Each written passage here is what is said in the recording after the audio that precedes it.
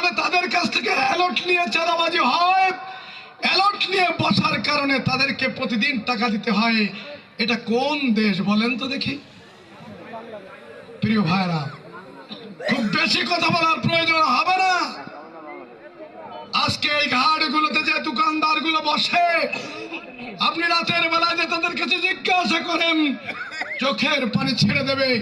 কিছু করার নেই, এভাবেই ঠান্ডা মাথায় চাঁদাবাজি করা হচ্ছে।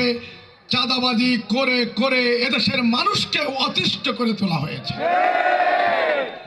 ক্ষমতায় যাবেন, কি করে যাবেন? বাংলাদেশের মানুষ আর চাঁদাবাজি পছন্দ করে না, বাংলাদেশের মানুষ আর দুর্নীতিকে পছন্দ করে না, বাংলাদেশের মানুষ আর দখলবাজিকে পছন্দ করে না, বাংলাদেশের মানুষ আর ওই ঘেরের মাছ জোর করে লুট করাকে পছন্দ করে না। বাংলাদেশের মানুষ শান্তি চায়, বাংলাদেশের মানুষ স্বস্তি চায়, বাংলাদেশের মানুষ মানবিক মর্যাদা চায়। আর সেই মানবিক মর্যাদা দিতে পারবে একমাত্র জামাত ইসলামী। আমার প্রতিদ্বন্দ্বী প্রার্থী বলে থাকেন, আমি ক্ষমতায় গেলে শক্ত হাতে নিয়ন্ত্রণ করব। কেউ কেউ বলে থাকেন দুর্নীতির গলা চেপে ধরব।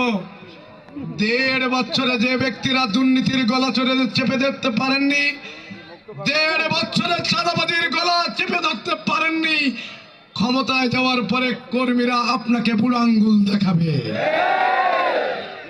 আপনার এমন ক্ষমতা হবে না তাদেরকে আপনি নিয়ন্ত্রণ করতে পারবেন, কারণ অরাজনৈতিক ব্যক্তিরা কোনোদিন এসব ক্ষমতা কোনোদিন নিয়ন্ত্রণ করতে পারে না।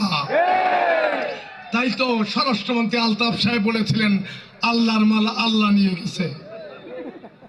অরাজনৈতিক ব্যক্তি। সংগ্রামী বন্ধুগণ, প্রিয় ভাইরা, আমি কি বলবো, এক সময় চায়ের দোকানে বসেছি, চার দোকানটা পরের দিন তারা কি করেছে, 4 দোকান হাওয়া হয়ে গেছে। আমি মসজিদে গিয়েছি, ইমাম সাহেব আমাকে ডেকেছে, মসজিদের ইমাম সাহেবের চাকরি চলে গিয়েছে। আমি আমার মায়ের মিলাদ দিতে পারিনি, আমার ভাইয়ের জানাজা পড়তে যে পিছন থেকে সুবরি বাগান থেকে চলে যেতে হয়েছে। অধ্যাপক ইকবাল বলেছেন, আমি যখন কারাগারে ঢুকেছি, আমার সন্তান 3.5 বছর 3 মাস বয়স, যখন আমি বের হয়েছি তখন আমার সন্তান আমাকে চেনে না। এসব ভুলে যাই তখন, যখন আমি দেখি ব্যারিস্টার আরমান 8 বছর